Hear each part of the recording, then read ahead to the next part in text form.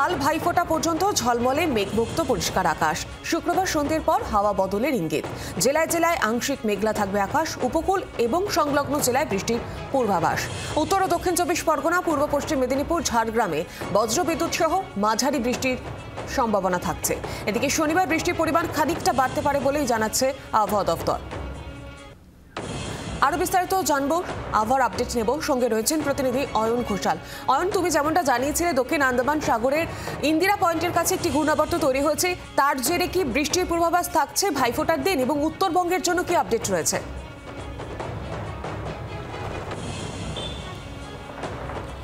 বলে রাখা দরকার যে এই শুক্র, শনি, রবি এবং সোমবার যে বৃষ্টি তা মূলত উত্তর ভারত থেকে আসা শীতল হাওয়ার সঙ্গে বঙ্গোপসাগরের দিক থেকে আসা উষ্ণ পূবালি হাওয়ার সংঘাতের বৃষ্টি।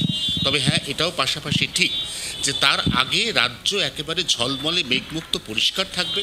আমরা দেখেছি কালীপুজো এবং দীপাবলিতেও আকাশ মূলত পরিষ্কারই ছিল, কিন্তু জলীয় বাষ্প বা আপেক্ষিক আর্দ্রতার পরিমাণ অনেকটা বেশি থাকায় কালীপুজোর দিন বেশ গরম অনুভূত হয়েছে। এটা হয়েছে গতকাল অর্থাৎ মঙ্গলবারেও। আজ থেকে সেই পরিস্থিতির কিছুটা বদল ঘটতে চলেছে। আগামীকাল সকালে যারা কাজে বেরোবেন তারা ভোরের দিকে একটা শুষ্ক আবহাওয়ার পরশ পাবেন, কিন্তু শুক্রবারের পর থেকে তারা আর সেটা পাবেন না। তার কারণ শুক্রবার থেকে আবারও বাতাসে জলীয় বাষ্পের পরিমাণ বাড়তে চলেছে।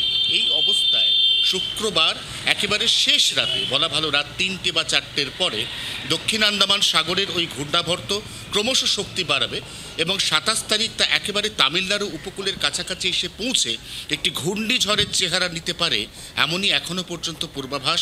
তবে নয়াদিল্লির মৌসুম ভবন এখনও পর্যন্ত আনুষ্ঠানিকভাবে ঘূর্ণিঝড়ের কোনো পূর্বাভাস বা অ্যালার্ট ইস্যু করেনি। বিভিন্ন আবহাওয়া মডেল বলছে যদি ঘূর্ণিঝড় হয় তাহলে সম্ভাব্য ল্যান্ডফল অন্ধ্রপ্রদেশের কোনো একটি উপকূলে, এবং সেক্ষেত্রেও পশ্চিমবঙ্গের ওপর পরোক্ষ প্রভাব পড়তে চলেছে, যার জেরে পশ্চিমবঙ্গে সোমবার পর্যন্ত যে বৃষ্টি তা মঙ্গলবার সাময়িক বিরতির পর বুধবার থেকে আবারও বাড়তে পারে, এমন আশঙ্কাও উড়িয়ে দেওয়া যাচ্ছে না। সৌমি, ধন্যবাদ। বাংলার আওয়াজ, বাঙালির আবেগ, জি 24 ঘন্টা।